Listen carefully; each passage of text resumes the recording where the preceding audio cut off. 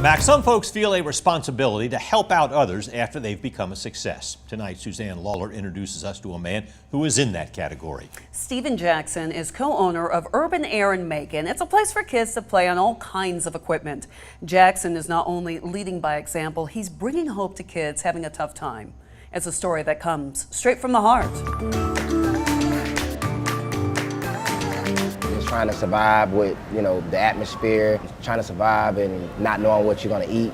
That day, I became someone who, dealt drugs. And because that's all I seen. Stephen says as a child, he didn't have high expectations for his life growing up in public housing. I grew up in this house right here. It was a one-bedroom and 10 of us lived there.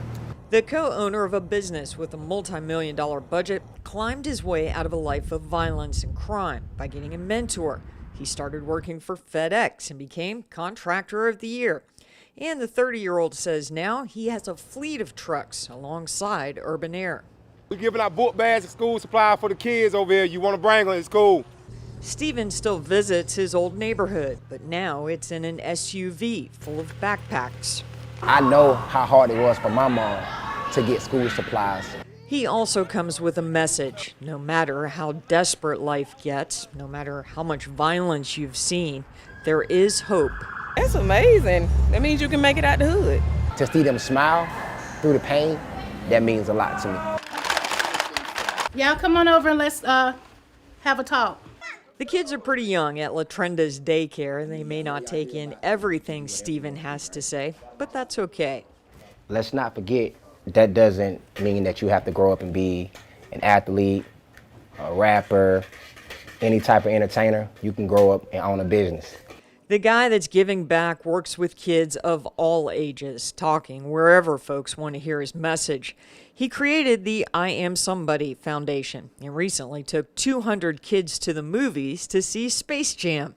He says he may have more credibility talking to teenagers because of his tattoos, his background at Pendleton Homes, and the color of his skin. The kid stops me. He says, "Hey, you on Urban Air?"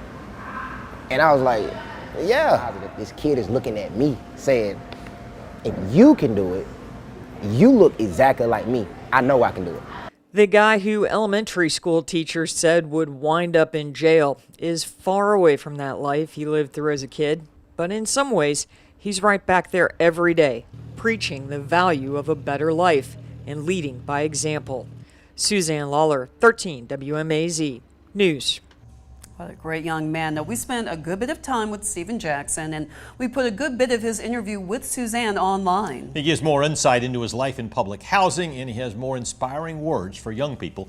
Just look for the story on 13WMAZ.com.